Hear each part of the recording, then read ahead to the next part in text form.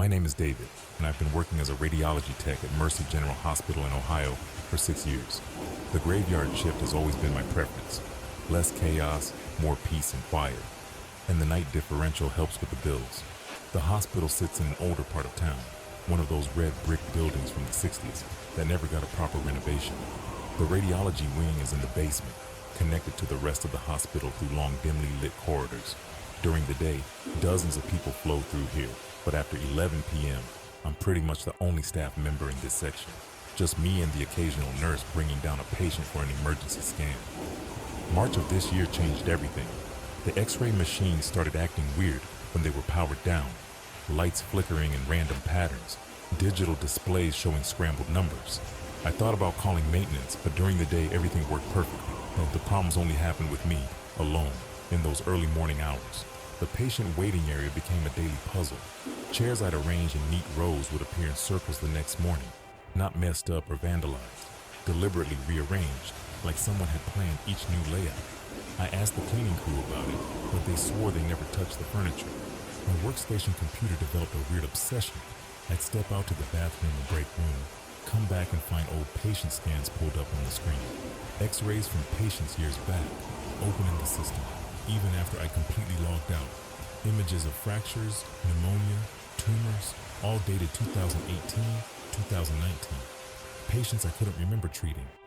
The first time, I figured I'd left a file open, but after the fifth, sixth time, I started documenting exactly what I did before leaving the room. Always left the system on the home screen. Always came back to find these old X-rays waiting for me, like photographs deliberately left on a desk. The worst part was the patient names on those images, names I recognized but couldn't place, like familiar faces in a crowd. You know them, but can't figure out from where. Sarah Martinez, 34, right arm fracture. Michael Chen, 67, pneumonia. Lisa Thompson, 28, suspected brain tumor. Names that stuck in my head for the rest of my shift, like a song you can't shake. The situation escalated in the second week of March. I got to the hospital on a Tuesday and found my desk completely clean. Not just organized, empty. All my personal stuff, pens, notepad, even the coffee mug I've been using for 3 years. Everything was gone. I searched the cabinets, drawers, trash, nothing. Like they just vanished into thin air. I went to the front desk to ask if someone had cleaned off my workspace. The morning clerk, Janet, looked at me confused. David, you work at the desk by the MRI machine, right? That desk has been empty for months. I showed her exactly where I'd been working every single day for 6 years. She insisted that spot had been unused. I borrowed supplies from other departments and finished my shift. My stomach twisted with a new feeling, different from hunger or nerves, a growing certainty that the world around me had changed the rules without telling me. Thursday, the elevator dropped me off on the wrong floor. I'd hit basement. The doors opened on the third floor, pediatrics. The hallway looked identical to my wing, same paint color, same fluorescent lighting, but the door signs read Pediatric Oncology, Pediatric ICU. I took the stairs down, confused, to my actual floor. Friday, I got a call during my shift. A polite female voice told me there was an emergency in room 3. I headed over and found a patient waiting, guy around 45, alert, sitting on the exam table. He greeted me by name, treating me like we'd known each other for decades. Hey David, you get over that insomnia? I ran the chest x-ray he'd requested. While I positioned the equipment, he chatted about his family, mentioned details about my personal life I'd never shared with anyone at the hospital. Knew about my divorce, my dog Rex, my sleep problems, even my ex-wife's name. When I finished the scan and went to process the images, they showed a completely empty chest cavity. Total absence of ribs, lungs, heart. Just a dark void, a human-shaped hole. I rushed back to room 3, but it was empty. No sign anyone had been there. I called the front desk asking about the patient. No record of admission, no authorization for the exam, no internal call logged in the system. According to the computers, I'd spent the last hour alone not seeing anyone. The last day I worked the night shift was March 23rd. I got to the hospital and found an envelope on my desk. The desk that, according to Janet, had been empty for months. My name handwritten on the front, in handwriting I didn't recognize at all. Inside, an x-ray of my own chest dated yesterday, with my full name in the header. I'd never had any exam done at the hospital. The image showed my lungs, my ribs, my heart, everything perfectly normal, except for a dark spot on the right side of my chest, right where the heart sits. An irregular shadow, misshapen, growing inside me. I flipped the photo over. On the back, a medical note. Patient presence with cardiac mass of unknown origin. Guarded prognosis. Urgent psychiatric follow-up recommended. I ran to the computer to check my record in the hospital system. My name appeared on the patient list, not the employee roster. David Harrison, 34, radiology technician, admitted in March for investigation of psychotic episodes and recent memory loss. Status, admitted. Psychiatric ward, room 312. Room 312 is on the 3rd floor. The same floor the elevator had mistakenly taken me to on Thursday. I climbed the stairs slowly, each step heavier than the last. The 3rd floor corridor smelled different. Disinfectant mixed with something sweet, sickening. I found room 312. The door was cracked open, showing a hospital bed, clothes folded on the chair beside it. My clothes. The coffee mug that had disappeared from my desk sat on the bedside table. I didn't go into the room, just watched my belongings organized, carefully arranged, waiting for my return. That room had been waiting for me for weeks. I went back downstairs, grabbed my stuff from the basement desk, and left the hospital. Got a job in another city selling medical equipment. I only work during the day now. Sometimes I get calls on my cell from Mercy General numbers. I hang up immediately. I don't want to know what they have to tell me. Don't want to find out if the David in room 312 still lives there, or if he finally figured out where he really belongs. I've been sleeping with all the lights on ever since, not out of fear. I just prefer to see clearly where I am.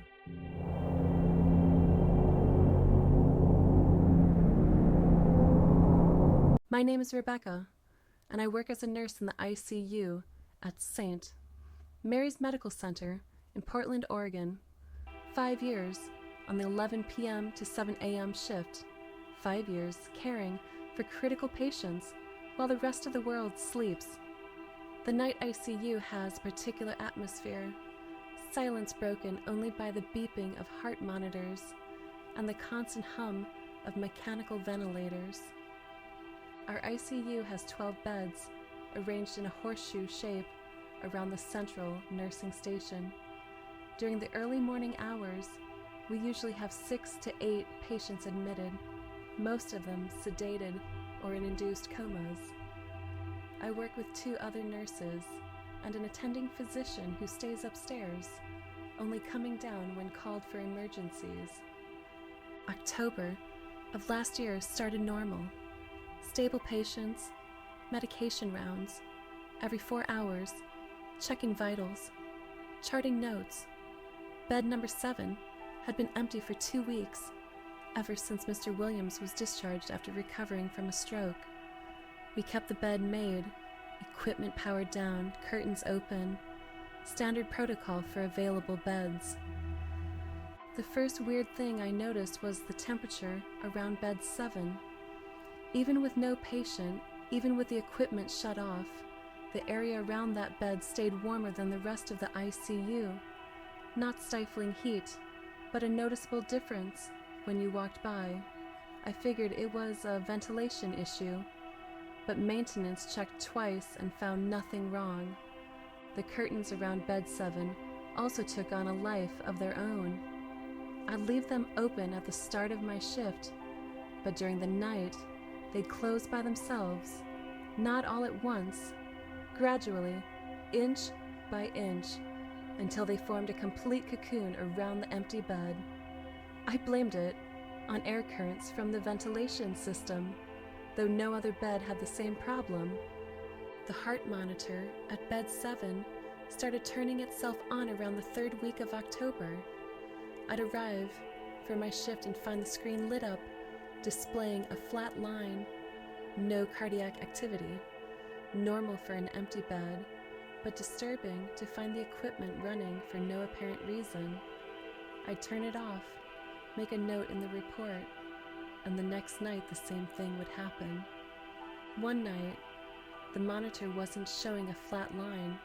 It displayed a normal heart rhythm, 72 beats per minute, perfect P waves, and QRS complexes, like a healthy heart was beating inside that empty bed.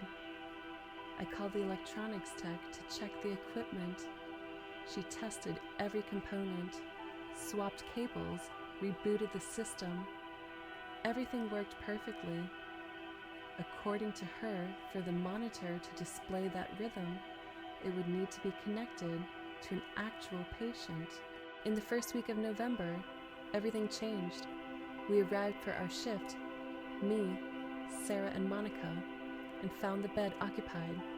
An elderly man, around 75, gray hair, sleeping peacefully, monitoring equipment running normally, IV dripping into his left arm, chart hanging at the foot of the bed with all the information filled out.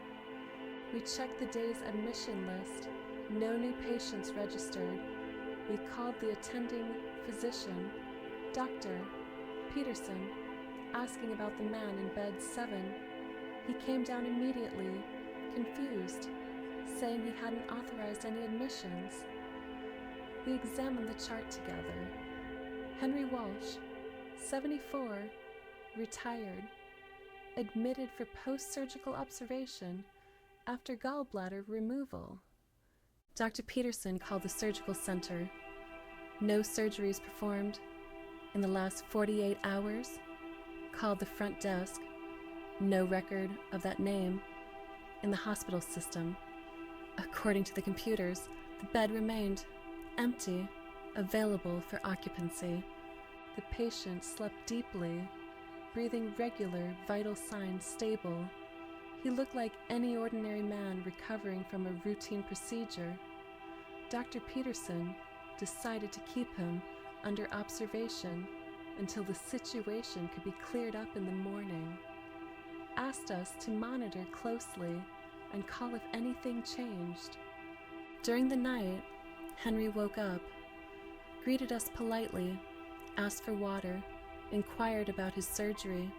We talked for a few minutes. He mentioned his wife Margaret, who'd died 3 years ago, his 2 sons living in Seattle, his worry about getting home to tend his garden. Normal conversation for any hospital patient.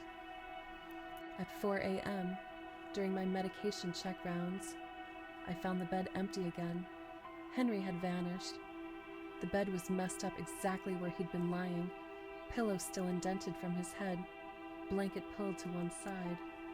The IV kept dripping, now straight onto the mattress. The equipment showed a flat line.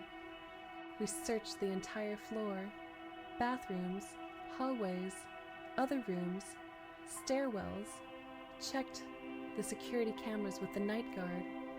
No record of him leaving the room or moving through the hospital. In the footage, that bed appeared unoccupied throughout the entire shift. No sign anyone had been in it. We called Dr. Peterson again. He came down, examined the scene, checked the records. According to him, we'd talked to Henry over the phone, not in person. He swore he hadn't come down to examine any patient. In the chart we'd found, our handwriting documented observations about someone who didn't exist. Sarah and Monica had the same memories I did. We'd talked with Henry, checked his vitals, watched him sleep, but the evidence showed we'd spent the night caring for an empty bed, recording information about someone who wasn't there. What happened the following night destroyed my confidence in reality. I arrived from my shift determined to understand that bed. I positioned a chair beside it and decided to watch throughout the entire night. Sarah and Monica thought I was overreacting, but agreed to cover for me if any other patients needed attention. Around 1 a.m., the temperature around the bed started rising gradually. Not stifling heat, but the sensation of a physical presence nearby. The curtains closed inch by inch, forming a private circle. The equipment turned itself on and began displaying regular heartbeats. I kept watching, noting every detail. At 2:15, I heard breathing coming from the bed. Human breathing, deep, regular, the kind of breathing from someone in peaceful sleep. I got up from the chair and moved closer. The pillow showed a circular depression, exactly where a head would rest. The blanket rose and fell following respiratory movements. I reached out to touch where someone's chest should be. My palm met resistance. Something solid, warm, with the texture of human skin, a chest that rose and fell, a heart beating under my hands. But my eyes saw only an empty bed. I backed away, shaking. The equipment showed a heart rate of 68 beats per minute, perfect waves, recording exactly what I felt under my palm. I called Sarah and Monica over. They came, looked at the bed, and asked me what I wanted to show them. To them, everything remained normal. Unoccupied bed, equipment off, curtains open. I went back to the chair alone. At 3:30, I heard a weak voice from the bed. "Nurse, could you bring me some water?" Henry's same voice. I said yes, went to get a cup of water. When I returned, I held the cup toward the voice. I felt invisible fingers touch mine, take the cup, and heard the sound of someone drinking. "Thank you, dear. You've been so kind to me." The voice sounded grateful, tired.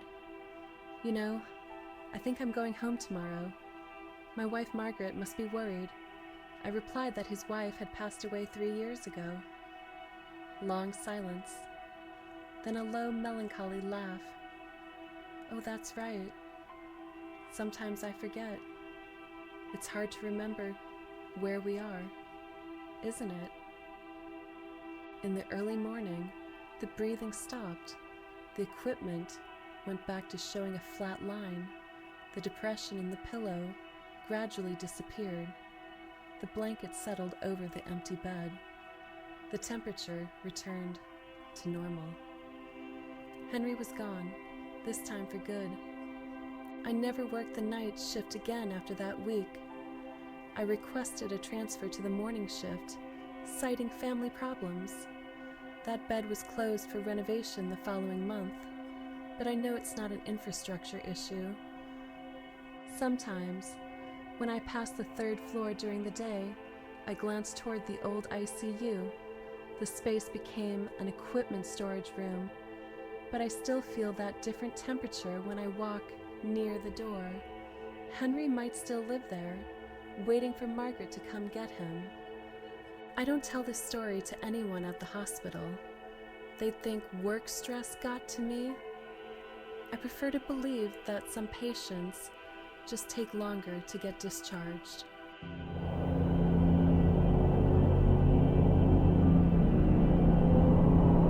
My name is Dylan Chambers, and I work as a night security guard at Westfield Shopping Center, a 3-story mall on the outskirts of San Antonio, Texas.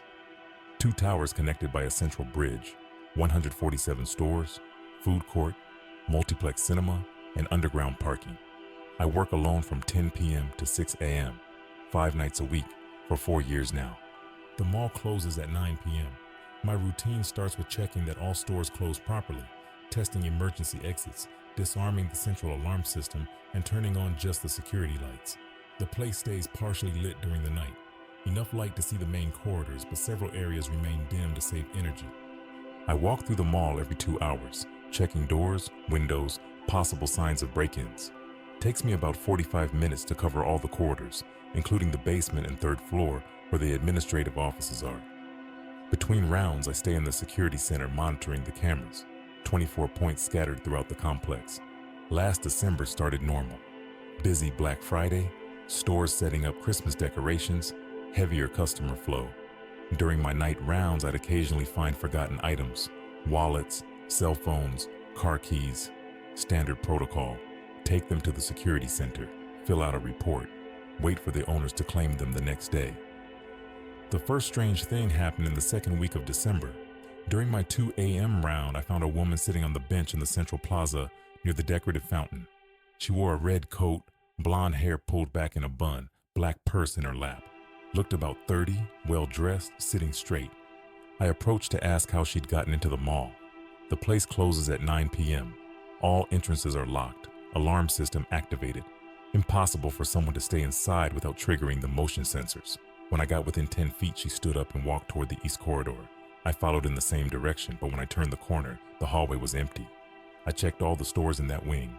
Doors locked, security gates down, no signs of break-ins. Went back to the security center and reviewed camera footage from the last 30 minutes.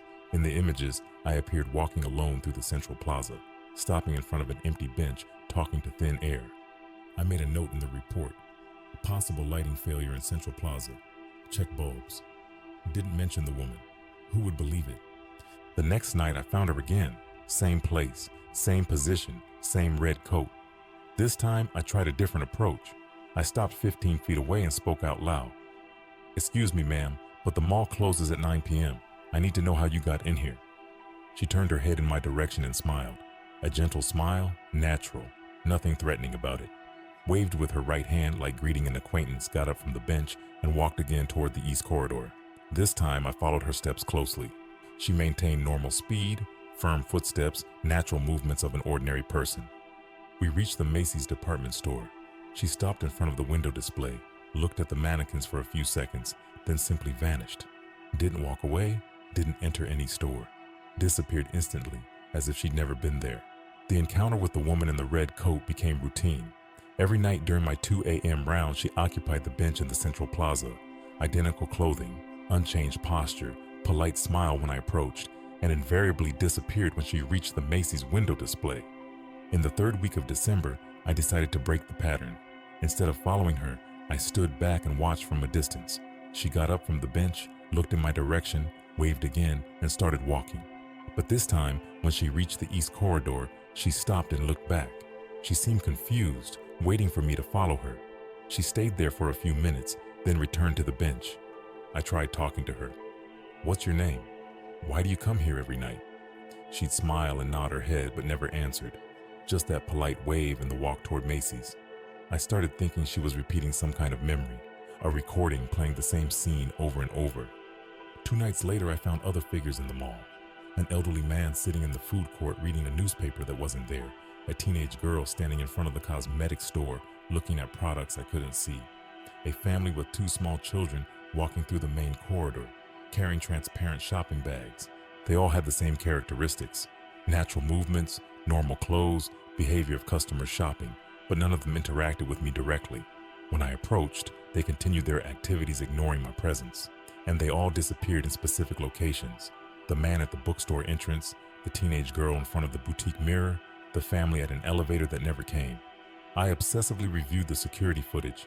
In every image, I appeared alone, talking to empty spaces, following deserted corridors. According to the recordings, I spent my rounds talking to myself and stopping in random places for no apparent reason. I started marking on paper the times and locations where I encountered each figure. The woman in the red coat punctually at 2:15 in the central plaza. The elderly man at 3:30 in the food court. The teenage girl at 4:45 at the cosmetics store. The family varied between 1 a.m. and 5 a.m., but always ended at the elevator. On Christmas Eve, everything changed. I arrived from my 2 a.m. round and found the central plaza full of people. At least 20 figures, all shopping, talking, walking with purpose. The mall seemed to be operating normally, busy like a Saturday afternoon.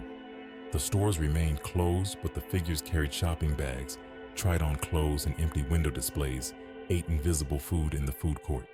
Children played in the deactivated kids zone. Couples held hands on benches. Elderly people chatted about products that didn't exist. I mixed in with the crowd. Nobody paid attention to me, but nobody avoided me either.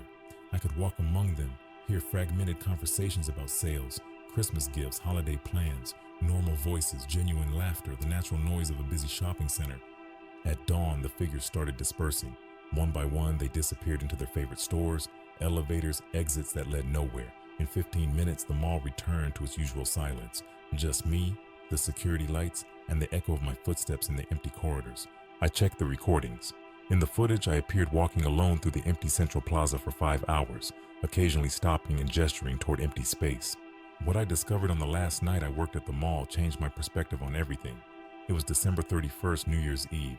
The shopping center closed early, at 6 p.m., for the special celebration that would happen in the central plaza. I arrived at 10 p.m. for a different shift. I needed to stay until 7 a.m. on January 1st. During my midnight round, I found the central plaza transformed. New Year's decorations, gold and silver balloons, a small platform set up in the center. Music was playing softly, not through the mall speakers, which stay off during the night. but coming from somewhere I couldn't identify. The woman in the red coat was there, but now accompanied by at least 50 people, all dressed for a party, champagne flutes in their hands, chatting animatedly.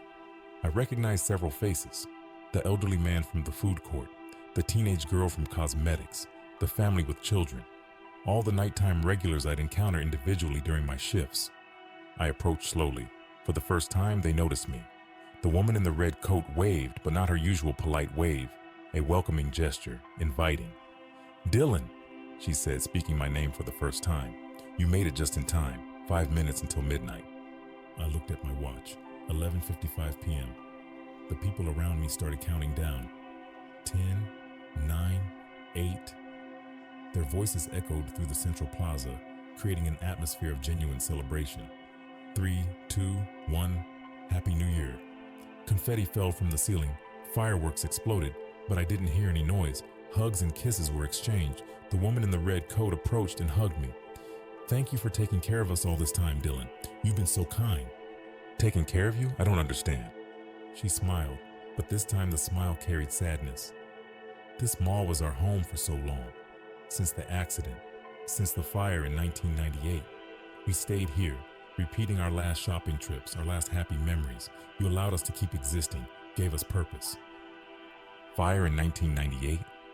Christmas Eve, short circuit in the Christmas decorations. 23 people died trapped in the mall. I was one of them. We all were.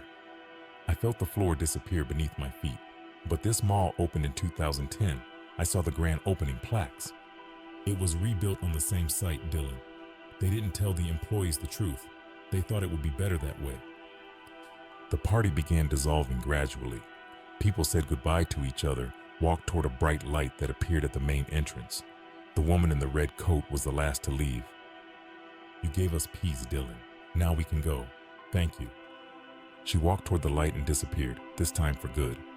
I stood alone in the central plaza. The New Year's decorations vanished. The music stopped. Only the security lights remained on. I went back to the monitoring center and Googled the mall. Found newspaper articles from 1998. Shopping center fire kills 23 on Christmas Eve. I quit the next day. Couldn't work in that place anymore, knowing I'd spent 4 years talking to dead people. The new security guard who replaced me lasted only 2 weeks. Said the place was too haunted for him. I work in an office now during the day. No night shifts, no empty places. But sometimes, when I pass shopping malls, I see solitary figures in the window displays, looking at products they can never buy again. They just needed someone to see them, to remember that they existed. It's not just entertainment, it's recognition. Subscribe and leave that creepy like before they recognize you too. I've been there.